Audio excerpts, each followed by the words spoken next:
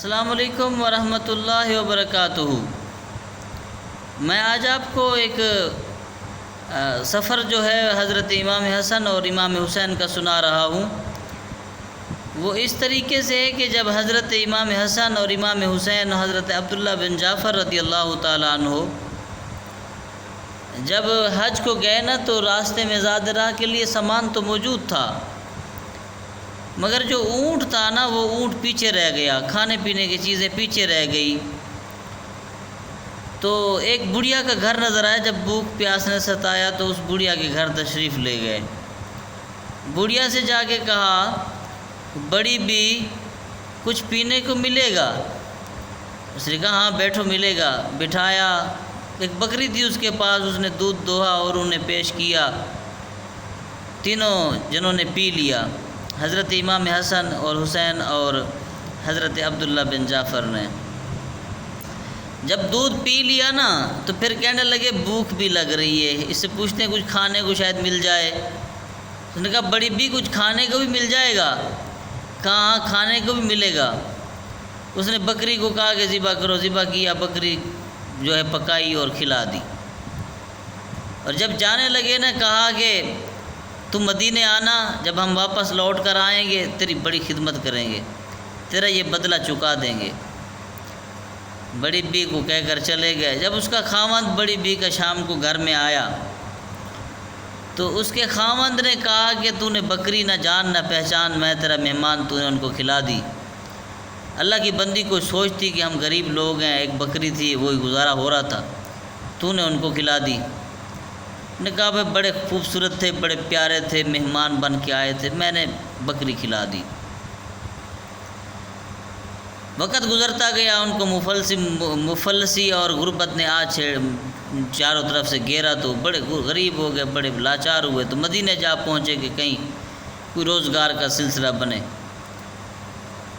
ایک بات میں کہنا بھول گیا کہ عرب والے بڑی مہمان نواز ہوتے ہیں۔ اگر کوئی ان کے دروازے کے اوپر چلا جائے نا تو وہ جب تک کچھ چیز کھلائیں نہ پلائیں نہ واپس نہیں جانے دیتے۔ مہمان نوازی عرب والوں کی بڑی مشہور ہے۔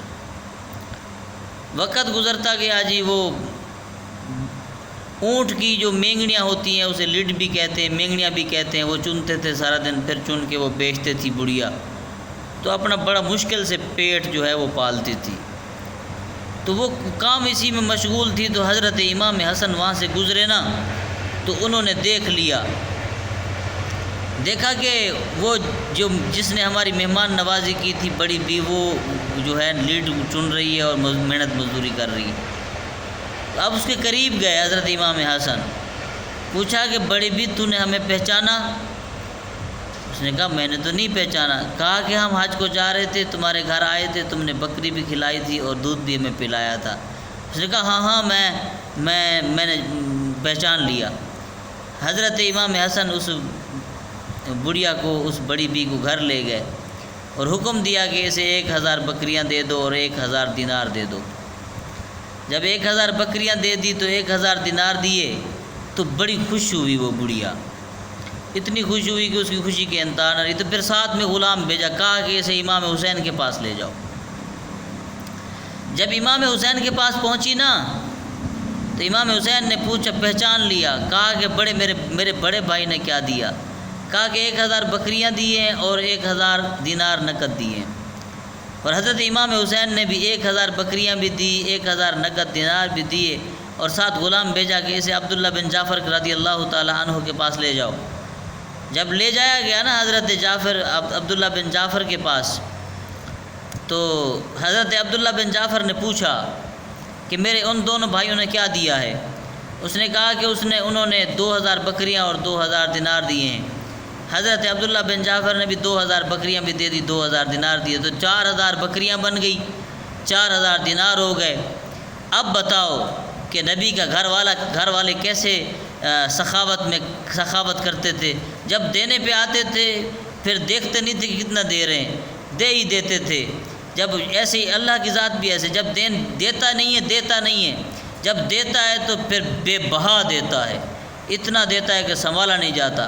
اور نبی کے گھر والے بھی ایسے دیتے تھے، جب اتنا دیتے تھے کہ سنبھالا نہیں جاتا۔ جب وہ بڑھیا 4000 بکریاں لے کر اپنے خاوند کے پاس پہنچی نا اس نے کہا ہاں اتنی بکریاں تو کہاں سے لے آئی؟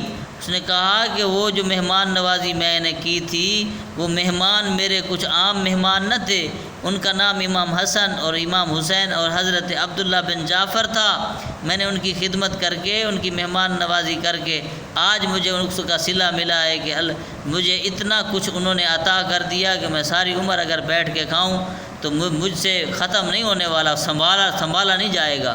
اور سخاوت کا گھرانہ نبی پاک صلی اللہ علیہ وسلم کا کہ وہ سخی تھے اتنے، جب دینے پہ آتے تھے یہ نہیں دیکھتے تھے کہ کم دے رہے ہیں کہ زیادہ دے رہے ہیں، دے ہی دیتے تھے۔ اور باتیں بڑی لمبی ہو جائیں گی اگر میں ایک اور بات کروں تو۔